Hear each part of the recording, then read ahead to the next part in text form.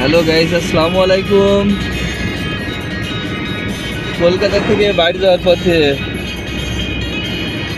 কলকাতা থেকে বেনাপোল, বেনাপোল থেকে গাড়িতে কুষ্টিয়ার উদ্দেশ্যে রওনা দিচ্ছি প্রাইভেট উল্লেখ করে। আমরা এখন প্রাইভেটে আছি, এই দেখতে পাচ্ছেন। এখন বর্তমানে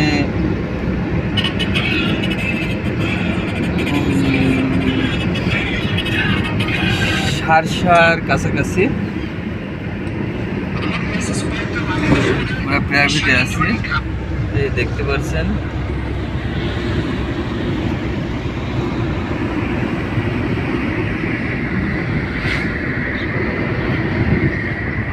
এই দেখতে পাচ্ছেন আমাদের অনেক পুরনো পরিচিত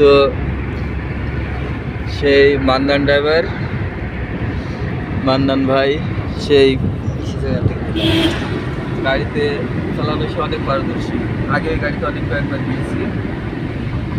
আর তার ব্যবহার আচার যা বলার কথা নয়। আমি আগের বার যখন যাই এই গাড়িতে, আজকের থেকে মোটামুটি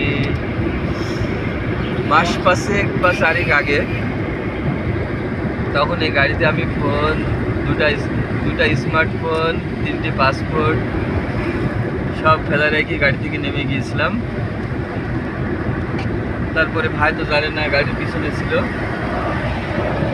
পরে ভাই আমার গন্তব্যস্থান মিরপুর থেকে প্রায় অনেকখানি চলে আসছিল। তারপরে ফোন দেওয়ার পরে ভাই বললো, হ্যাঁ ওগুলো তো আছে, আপনি এসে নিয়ে যান।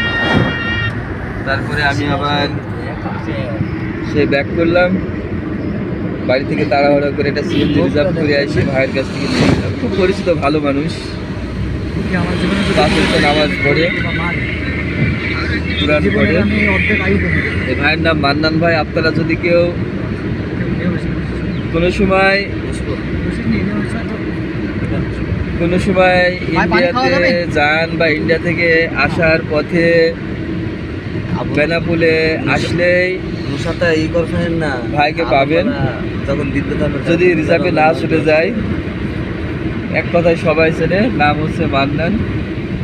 আর ভাই অনেক আগে বাইরে ছিল, বাইরে থেকে আসার পরে এখানে এখন গাড়ির ব্যবসায় করে, নিজে গাড়ি চালায়, আবার অন্য কেউ চালাতে দেয়। ভাইয়ের মনে হয় দুখানা মতো গাড়ি আছে আমার জানা মতে। আপনারা যদি কেউ ইন্ডিয়া থেকে আসার পথে বেনাপোলে আসেন, তাহলে মান্নান ভাইয়ের খোঁজ করবেন। মান্নান ভাইয়ের